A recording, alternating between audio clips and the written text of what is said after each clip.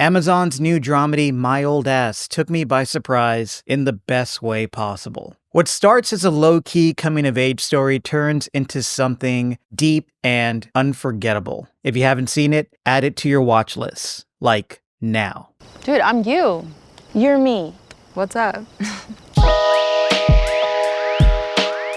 Released on Prime Video earlier this month, My Old Ass didn't initially make my must-see list. I heard the buzz coming out of Sundance earlier in the year, but I only just got around to watching it a few days ago. And waiting to watch it was a big mistake because I can confidently say My Old Ass is one of the best, most original coming-of-age movies in years. My Old Ass is a quirky, emotional dramedy about Elliot, a teenager on the edge of adulthood. She's sharp, a little rebellious, and spending what might be her last carefree summer in her idyllic family home in the Muskoka Lakes. The film kicks off with Elliot celebrating her 18th birthday with some friends, and thanks to a touch of magical realism and some magic mushrooms, Elliot goes on a long, strange trip and meets her 39-year-old self from the future. I know the premise sounds like it could easily veer into overly whimsical or saccharine territory, but luckily My Old Ass is smart enough not to lean on its fantastical elements for cheap gimmicks or easy sentimentality.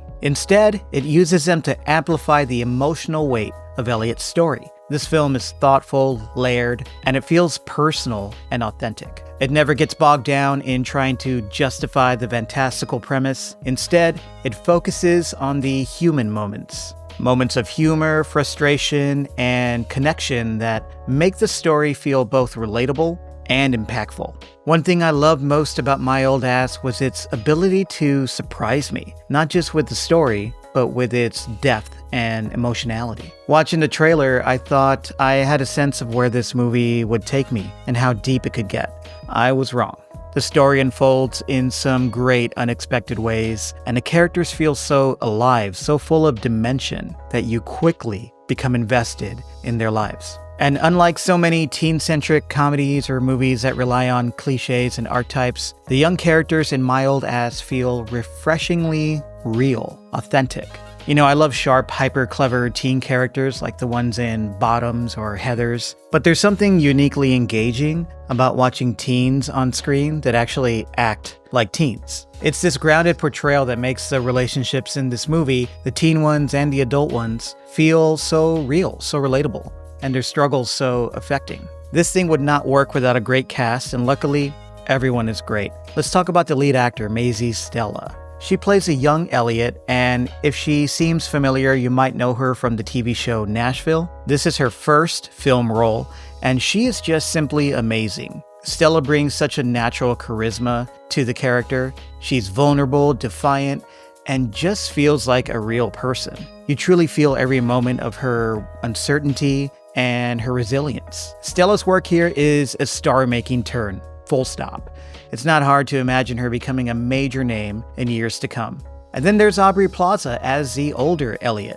I love Aubrey Plaza. You love Aubrey Plaza. She brings her trademark deadpan wit, of course, to this movie, but she also layers it with a sense of melancholy and cynicism that makes her performance really deep and memorable. Together, Stella and Plaza create this incredible dynamic, a bittersweet portrait of one person at two very pivotal moments in their life. What really sets My Old Ass apart is how it approaches coming of age. The story isn't just about growing up, it's about looking back, reassessing, and realize how much we actually shape ourselves in ways we maybe don't even notice. The scenes and relationship between the two Elliots is raw, it's funny, and sometimes painful, but it's exactly what makes this movie so special. So the film has sparked some debate, especially about Elliot's exploration of her sexuality. Early on, she identifies as a girl who likes girls, but later we see her develop feelings for Chad, a straight boy.